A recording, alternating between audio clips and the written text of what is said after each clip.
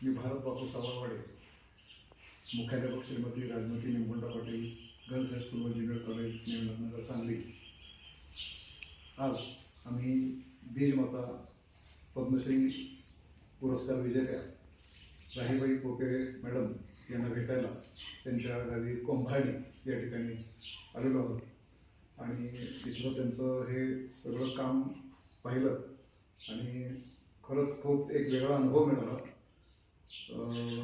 थोडंसं दुर्गम भाग असला आणि येताना प्रवास खूप मोठा जरी झाला असला तरी इथं आल्यानंतर त्यांचं हे सगळं काम आणि त्या ज्या भरभरून ज्या बोलल्यात त्या आणि जे ज्ञान पारंपरिक बियाणांचं याच्याबद्दल त्यांनी जे खूप सुंदर अशी माहिती सांगितलेली आहे ती माहिती सगळ्यांच्या समोर सादर करताना मला खूप आनंद होतोय।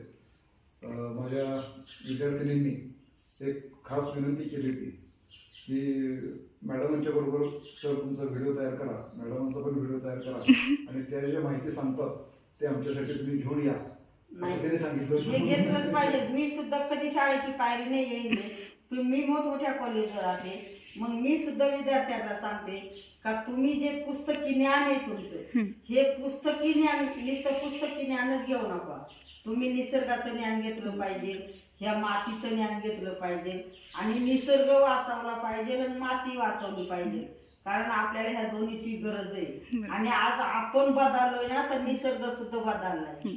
परवाच्या दिवशी आमच्याकडे 3 दिवसापूर्वी एवढी गारपेट पाऊस कमी पडला पण 3 टाइम गारा असा थर बसला होता, गारानेच जमीन ओली झाली, एवढ्या गारा पडल्या। म्हणजे निसर्गाला धरून आपण चालत नाही म्हणून निसर्ग सुद्धा बदललाय, कधी गारपेट होती कधी पाऊस पडतो। मग आपण सुद्धा निसर्गाला धरूनच चाललं पाहिजे, निसर्गाला धरूनच कामं केली पाहिजे। धन्यवाद। फवारे आले मग तेव्हापासून आजार सुरू झाले। मग मला इथून 10-20 किलोमीटर दवाखान्यात जावं लागायचं का रस्ते पण नव्हते, या पायी पायी जावं लागायचं। मग मला माझं बालपण आठवलं त्या टायमाला। म्हणजे माझा स्वतःचा प्रवास ना, मी 40 वर्ष गायच्या गोठ्यात प्रवास केला, 4 बाळांना जन्म गायच्या गोठ्यात दिला, संध्याकाळचं बाळ जन्मलं तर सकाळचं उठून सगळं काम केलं, पण मला कधी आजार म्हणजे हे माहीतच नव्हते।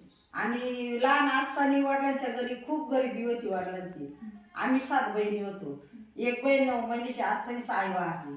मग आता आई गेल्यावर सगळं जात नाही का, पण वडिलांनी सगळं सांभाळलं आम्हाला 7 बहिणींना। आणि त्यांनी शाळा नाही शिकवता आली, ते पण शाळा शिकेल नव्हते, गरिबी असल्यामुळे शाळा नाही शिकवता आली, पण ज्ञान बाकी भरपूर शिकवलं त्यांनी। समाजात कसं बोलायचं, कसं काम करायचं, कसं वागायचं हे वडिलांनी शिकवलं। गरिबी आली तर लाजू नाही, श्रीमंती आली तर भाजू नाही, टाकीचे गाव सोसल्याशिवाय देवपणा येत नाही, चांगल्या कामामध्ये मरून निघायचं पण सरून निघायचं नाही, हे माझ्या वडिलांचं संस्कार होते। आणि शेवटचा एक शब्द का जिथं मी लग्न करून देईल ना तिथंच राहायचं, माझ्या नावाला वाटा नाही लावायचा, मरून निघायचं पण सरून नाही निघायचं। मग मला 1-2 वर्ष माझं लग्न झालं, बरं होतं 12 वर्षच लग्न झालं माझं हे गावात, पण नंतर माझा खूप छळ चालवला काही तिच्या वडिलांच्या घरी जावा म्हणून माझ्या मिस्टरांचं त्यांना दुसरं लग्न करून द्यायचं होतं, पण मला वडिलांनी सांगितलं होतं का मरून निघायचं पण सरून निघायचं नाही। मग मी 40 वर्ष गायच्या गोठ्यात प्रवास केला, 4 बाळांना जन्म पण गायच्या गोठ्यातच दिला आणि संध्याकाळचं बाळ ज्याला लागलं तर सकाळचं सगळं रोजचं आपलं काम तेवढं केलं। 7 दिवसाचे बाळ पाठीची बांधून शेतात काम केलं। मग तेव्हा पण कुठला आजार, थंडी, ताप, माझे बाळे पण आजारी झाले, मी पण कधी आजार नाही। नंतर माझ्या घरात जाऊन हे केमिकल खत औषध आले ना तसे आजार सुरू झाले माझ्या नातांच्या टायमाला। मग मला 10-20 किलोमीटर पायी पायी जावं लागतं, दवाखान्यातच चालू होते ना। असा विचार डोक्यात आला का घरात आजार नव्हते, मला माझं बालपण आठवलं, माझ्या मुलांचा जन्म दिला ते आठवलं, त्या टायमाला एवढा कठीण प्रवास होता तरी आजार कसे माहीत नव्हते। आणि आता सगळ्यांना सुविधा झाल्या, आता हे आजार येतात कुठून, का सुरू झाले, हा विचार माझ्या डोक्यात भरला। मी दवाखान्यात चालू होते पायी पायी, मग मी असं चालता चालता ठरवलं का हे आजार आपण शोधायचे, काय येतात आणि कुठून येतात घरात। दुसऱ्या दिवशी आले, माझ्या शेतीमध्ये फिरले, इथं खडे आंब्याचं झाड आहे त्या बांधव बसले, मग मी विचार केला का आपल्या शेतीमध्ये आपण कोणतं बी पेरीत होतो, आता कोणतं पेरीतोय। शेतीला खत औषधं नव्हते, आता किती प्रकारचे खत देतोय, किती प्रकारचे फवारे मारतोय, हा मी माझ्या स्वतःच्या घरात अनुभव घेतला। आणि मग स्वतःसाठी मी ठरवलं तिथं का बांधव बसून का किती प्रकारचे खत औषध येतात. मग तिथे माझ्या लक्षात आलं हे केमिकल खतांमुळे औषधांमुळे हायब्रिड खाण्यामुळेच घरचा आजार सुरू झाले. मी ठरवलं माझ्या घरचं बंद करायचं. संध्याकाळी कुटुंब बसायला लागले बोलायला एक केमिकल खत औषध हे आणायचीच नाही, हायब्रिड बेन आणायचं नाही, पारंपरिक जे जुनं बेन आहे तेच लावायचं तेच खायचं. मला घरातले खूप वाईट वाईट बोलले आहो. लोक नवीन आणतात नवीन करताय, तू म्हणते का जुनच करायचं आणि तेच तेच करायचं, हे तुला काय वेद लागलं का, काय डोक्यात तुझ्या काय भरलं का, म्हणजे खूप वाईट वाईट बोलले. मला खूप राग आला. म्हणजे आजपासून काय सगळं काय तुम्ही बघायचं मी काहीच नाही बघणार. नंतर मग त्यांनी काही केलं 4 ते 8 दिवस मी गप्प बसले. पण 4 दिवसाच्या आतच माझा एक नातू आजारी झाला. त्याच्या आईवडिलांनी अकोल्यात 5 दिवस ॲडमिट केला, संगमनेरला 4 दिवस होता. आणि मला खूप राग आला होता, यांचा वाईट बोलले ते मी बघायला गेले. पण 4थ्या दिवशी मी 3ऱ्या दिवशी संगमनेरला गेले. मग मला ते बाळक पाहिलं, मला त्याची जगायची शक्यता दिसली. मला वाटलं माझा राग मलाच कामी आला, मी याच्याकडे दुर्लक्ष केलं म्हणून हा आजार वाढला, नाही तर मी घरातच नीट केलं असतं. आणि मग तिथून 4थ्या दिवशी नाशिकला पाठवलं ना, तर जवळ 1 रुपया सुद्धा आमच्या दवाखान्याला नव्हता राहिला. एक मंगळसूत्र होतं लग्नाचं, एवढं सोनं अंग होतं, ते मोडलं आणि ते मुंबईला नेलं पारपरेला. मग तिथे नेऊन मला नातेवाईकांनी मदत केली, काही लोकांनी पण मदत केली पैशाला. पण 1.5 महिना दवाखान्यात होते, 1.5 लाख रुपये लागले. हा परिणाम माझ्या स्वतःच्या घरात घडला. मग मला पिकाची शेती गाय ठेवा लागली, आवत्याचे बैल विकले, म्हशी विकल्या, शेळ्या बकरं सगळं काही विकलं. लोकांचे पैसे मी दामादामाना दिले. तिथून पुढे माझं कुटुंब मी सांगितले ऐकायला लागले. मग काही बी माझ्याकडे होतं थोडं, काही मी मला जे बालपणचं बी आठवलं ना दिसलं ते मी लोकांकडून गोळा केलं. कोणाकडून 1 बी, कोणाकडून 2 बी, कोणाकडून एवढे दाणे आणले ना, त्याचंच मी वाढवा करून गावठी पद्धतीनं खाऊ लागले. मग तिथे एक बाईक संस्था बचत गटांबरोबर काम करायला आली. मग मी ऊसतोडी कामदार होते. मला लहानपणापासून समाजात चांगलं काम करायचं होतं, पण मला हे गाव सोडून कुठं जायचं माहीत नाही, कुठं माणसामध्ये नाही, आणि मला ना लिहिता येईना ना वाचता येईना, काय समाजात काम करणार आहे. मग मी ऊस तोडून आले का त्या टायमाला ऊसाचं काम संपायचं. घरी आले की ह्या टायमाला मी माती गोळा करून मातीच्या पिशव्या भरायची आणि त्याच्यामध्ये बी लावायचे, रोपं तयार करायचे. पाऊस पडला का मग बचत गटाला 1 रोप द्यायचे. नंतर हळदी कुकाचा कार्यक्रम घ्यायला लागले, त्याला माझ्याकडे पैसा नसायचं काय वाढलं, मी 1 रोपच वाढून देऊ लागले. आणि मग ते रोप द्यावं आणि देता देता इथे बाईक संस्था काहीतरी काम करा आली. मग मी काय केलं तर त्याच्या मार्फत बाहेर गावाला रोपं द्यायला लागली. इथे महिला म्हणत ना ते हळदी कुकाला दरवर्षी रोपच देते, आणि 5 वर्ष मी रोपं दिले ना, आता द्यायची पाकिटं देते. मग बाहेर गावाला देऊ लागले त्याच्यावर. मग त्याच्याकडून मला 4 रुपये भेटू लागले. मग मला अजून काम करायची उर्जा आली. मी मोठ्या प्रमाणात रोपं तयार करा, मी 3,500 करवंदीचे रोपं तयार केली. तेव्हा पण लोक मला खूप हसले, खूप वाईट वाईट बोलले. सगळ्या जंगलात करवंद हे करवंदाचे रोपं काय केली. पण ते बाईक संस्थेने बाहेर नेले. आणि मग तिथून मी बी लावायला चालू आहे. ते माझ्या पुरतं हे गावठी करीत होते ना, 5 वर्ष केलं. ती संस्था आली, मी बी लावायला चालू आहे, थोडं थोडं बी घेऊन घरच्या पुरतं. ते आले त्याच्याकडनं मग परत मागं फिरून आले आणि डोक्यावरची टोकरी खाली उतरली आणि रेल्वे गप्पा मारत. मग ते मला म्हणते मावशी कुठे चालू होत्या तुम्ही. म्हणले पाऊस पडलाय चालेल शेतात बी लावा. म्हणजे एवढे गचून येते. म्हणजे हो म्हणलं सांगा यांचे नाव. म्हणजे एवढे कुठे तुम्हाला नाव सांगून मी. मग त्याने परत विचारले हे कोणत्या बाजारातून आणले. म्हणलं बाजारातून हे पारंपरिक घरचे आणि जुने गावरान. मग ते म्हणतात लोक नवीन आणताय नवीन करताय, तुम्ही का गावरान ठेवलं. मग आता जर तुम्हाला अनुभव सांगितला हा मी त्यांना सांगितला. ते गेले 3ऱ्या दिवशी परत आले, तेव्हा मी राखेतून असं बिचाळत होते. म्हण मावशी हे काय करताय. म्हणजे पारंपरिक आम्ही मातीच्या मटक्यात राखेमध्ये ठेवतो. मग यांनी 3 वर्ष आपल्याला पेरता येतं, लावता येतं आणि खाण्यासाठी असं मातीच्या मटक्यात 10 वर्षापूर्वी टिकून राहतं. मग ते म्हणे मावशी जर एवढं नाही आले ते जगासमोर न्या पाहिजे. मग ते पारनेर तालुक्याचे साहेब होते जितीन साठे म्हणून, त्यांनी माझ्या कामाला एवढी मदत दिली, जगासमोर आज त्यांच्यामुळं काम केलं त्यांनी खूप मला. मग माझ्या शेतामध्ये लोक आता सुद्धा काय म्हणतात, गावठीला पिकले उत्पन्न नाही, हायब्रिडला जास्त उत्पन्न.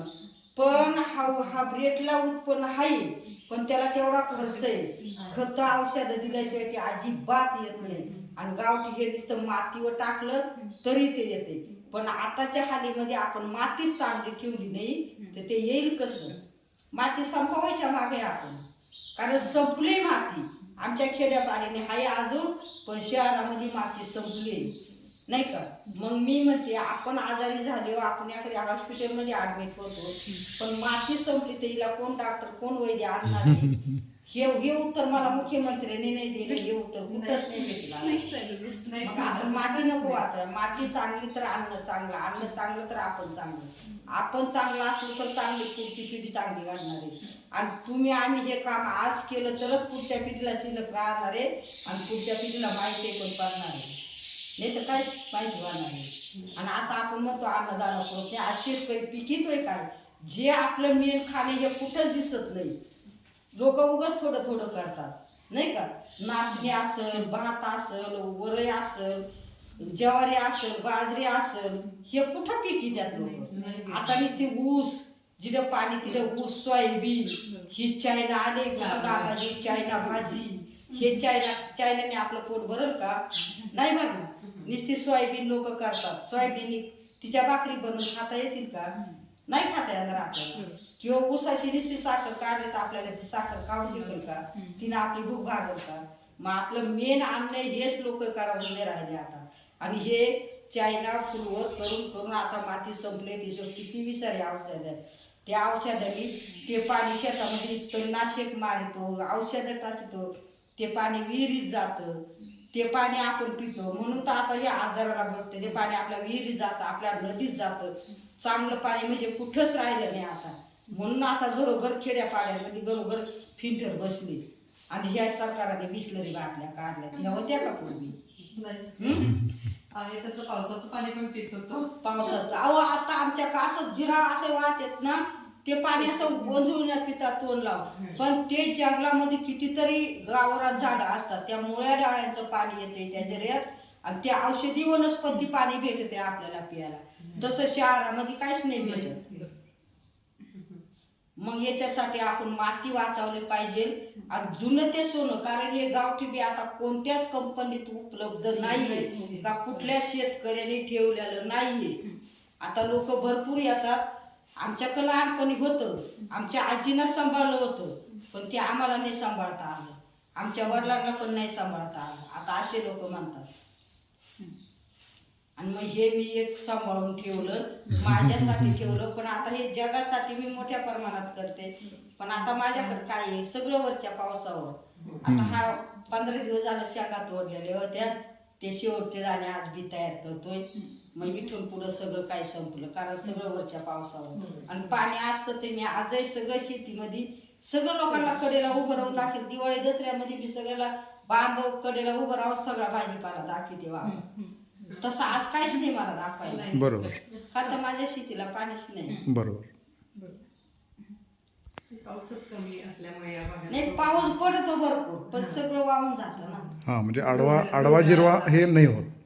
पाऊस पडतो, पाऊस भरपूर पडतो, पण सगळं वाहून जातं. बरोबर. छान. म्हटलं बरोबर, त्यांचं येत नाही का काही व्यवस्थित.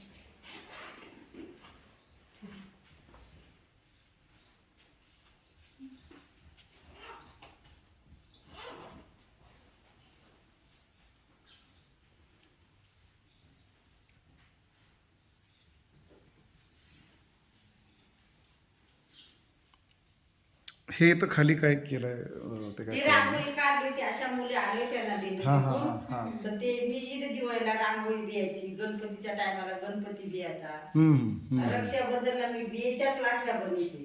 आणि चंद्रकांत दादा एवढं घर बांधून दिले ना, मी प्रत्येक रक्षाबंधनला बियेच्याच लाख्या पाठवते त्यांना.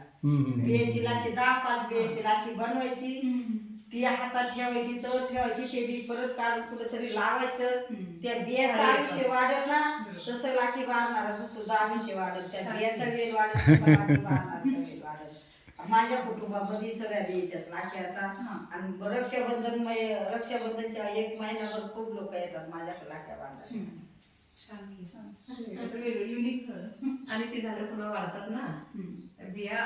झालं का हे पास, मग ते नवीन बी भरायचे त्याच्यामध्ये.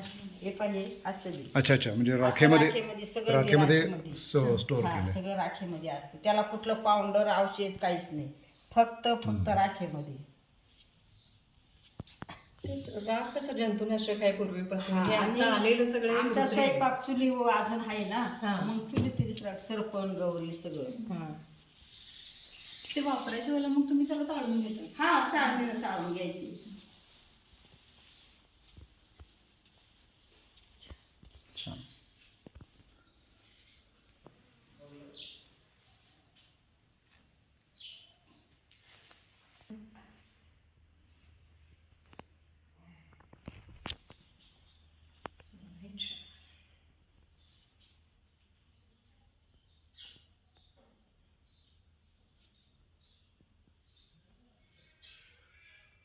ह्यात सगळं बी आहेत त्या वेगवेगळं. सगळं भरपूर घेऊन आले होते की. हे आपली करुणा सर ते त्यांनी येतं पण ठेवलं होतं. ते करोना सर आले तेव्हा मुलांना घेऊन जयसिंगपूरचे ते आमच्या शाळेचे होते. हो का? शाळेत हा. होते. कॉलेजच्या मुलींना घेऊन आले असतील.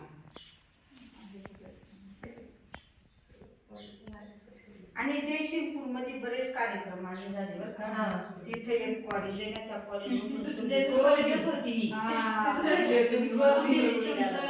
त्या दिवशी ती पण केली. हा. बरोबर. त्या मुली पहिले इथे येऊन गेल्या मग तुम्हाला निमंत्रण दिलं होतं ना त्यांनी तिकडचं.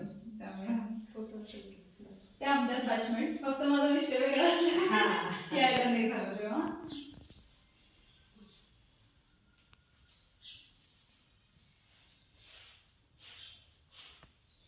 छान मांडलंय ते जे सगळं व्यवस्थित म्हणजे natural आहे तसं ठेवलंय नैसर्गिक. तेच की.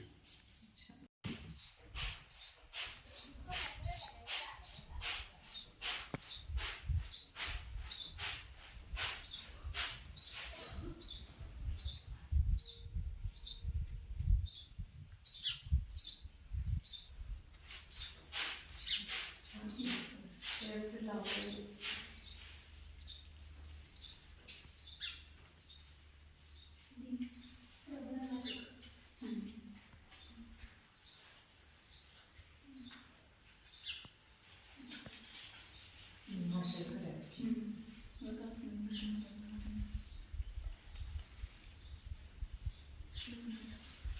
तुमच्याकडे पण आले होते म्हणतेस ना शाळेत? त्यांचा लेसन हां हां.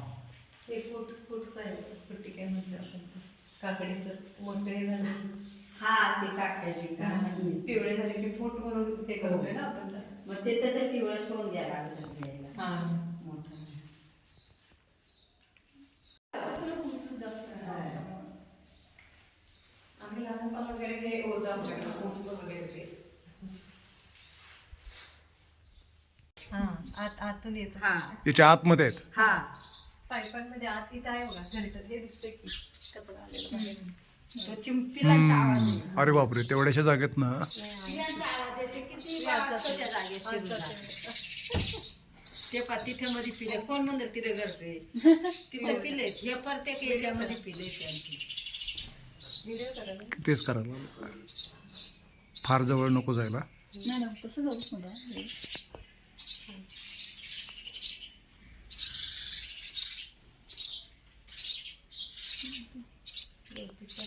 फोटो काढायला सकाळचं आणि 5-6 वाजता असे दाणे फेकले असे पायांच्या जवळून संध्याकाळी पण संध्याकाळ होताना येतात भरपूर. नाही त्यांचा टाइम आहे ना खाली टाकायचा ते पती बोलत येते जाऊ 5-6 वाजता आणि सकाळचं 8-9 वाजता त्यांना ते द्यावाच लागते खाते. नाहीतर मग ते कवर हे करतात ते आवाज पण ओळखतात. दुसऱ्या माणसाकडे नाही एवढे टोच एवढ्या जवळ येत आहेत. आश्चर्य आश्चर्य. तुला पण सवय झाली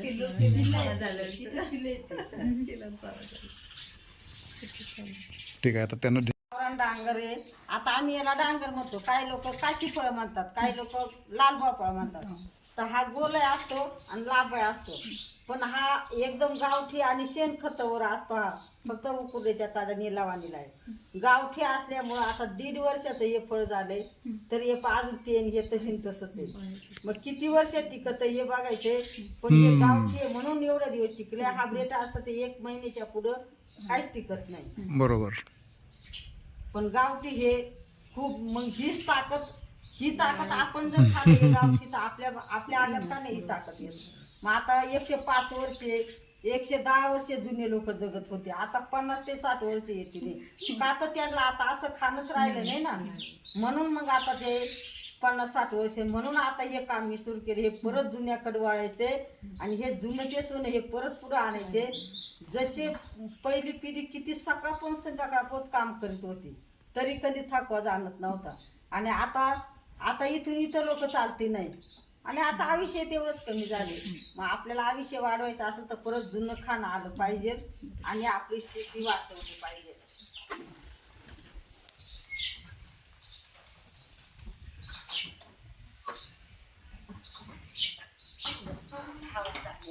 ते कुयरीचं बी, कशाचं हे?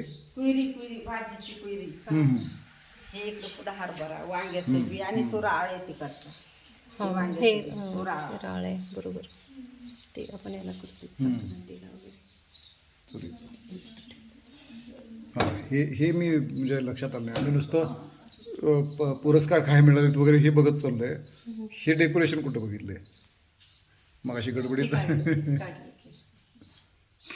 बायकांना तेच महत्वाचं आहे आपल्याला.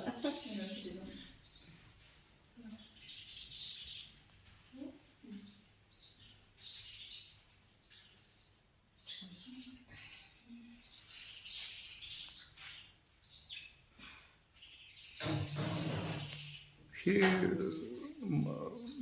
कर्वे ताई, हे कोणाची मूर्ती आहे? हे ते इंदूर, ते मला नाही व्हायचं सांगता कोणाची मूर्ती आहे.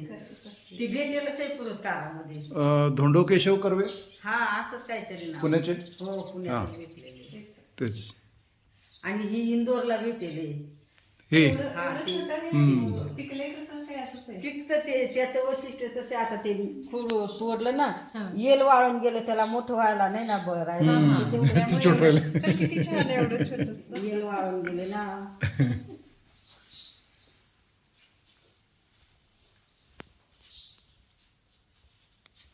कसं छान झाडून सारखं बांधलं. ताई, जरा याच्यामध्ये हे कुठल्या कुठल्या बियांनी हे केलंय जरा सांगता?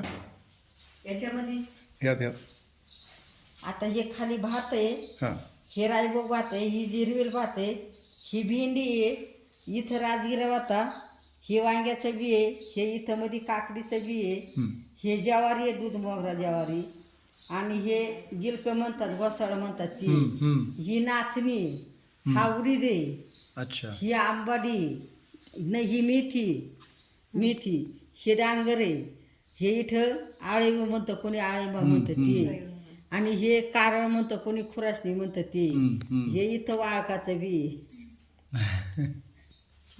पण आता ते 3 वर्षाचं झालं मग त्याला. ते आता हे काय आहे?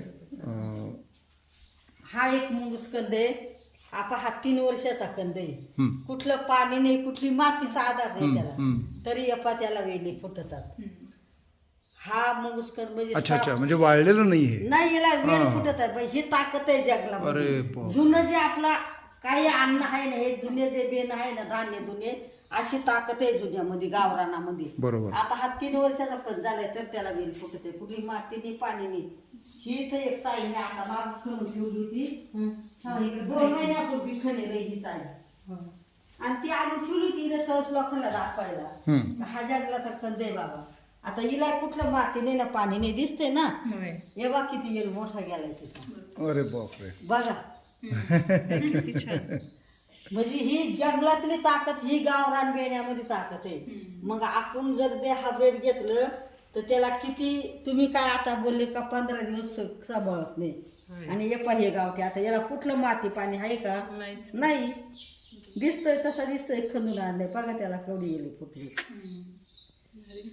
आणि म्हणजे असं लक्षात पण येत नाही ते. म्हणजे हे वजनेर दिसतं गावठी काही आणि हेच गावरान बेण्यामध्ये हीच ताकद आहे. ते कशाचं आहे म्हणणार तुम्ही? चाईचा म्हणजे हे ना हे कंद उकडून खातात. परत हा वेल गेला ना ह्या वेलाला पण असे गोल गोल कंद येतात. अच्छा. ते पण उकडून खातात. हे पण किती दिवस झाले ठेवलेत तुम्ही नाही आता? हे ह्या वर्षीचे चालू अच्छा, वर्षीचे चालू का? म्हणजे बियाला आता कोणी मागतलं ना हे बरेच लोक मागतात पण मी विकत मागतात, विकत देत नाही. आले ना फोडी ते हे देऊन टाकीते आणि बी काढून घेते कारण मला बियाची तुम्ही मला पैसे देऊन विकत मागतात ना, मला पैसे नका देऊ, हे लागलं तर घेऊन जा पण बी मला राहू द्या. आणि तुम्हाला न्यायचं असेल तर देऊ शकते मी, फक्त बी नाही देणार. चांगलं आहे.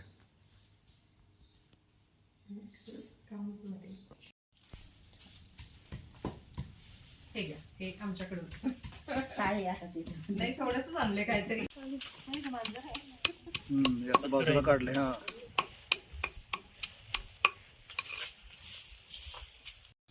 ते जेवण काढायचं द्या.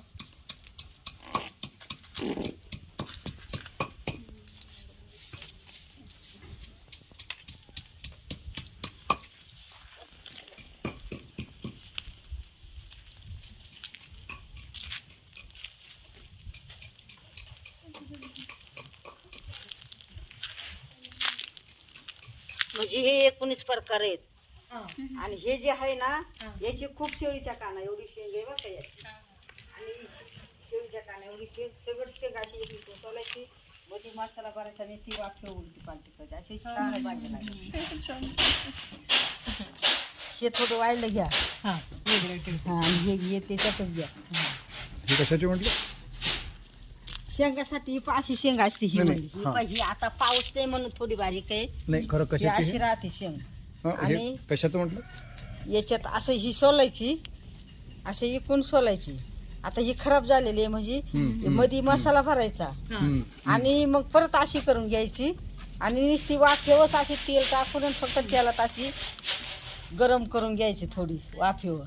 एकदम भारी भाजी लागते याची. ते आमच्यात घाबरट आहेत सगळे. त्यांना चिमणी पाहिली तिकडे चिमणी. चिमण्या पकडायला येते. हा. बरोबर. हां हां. हे पालकाचं हे आत्ता लावलं तर लगेच येणार. आणि येतात लोक खूप न्यायला येतात हे बी पालकाचं.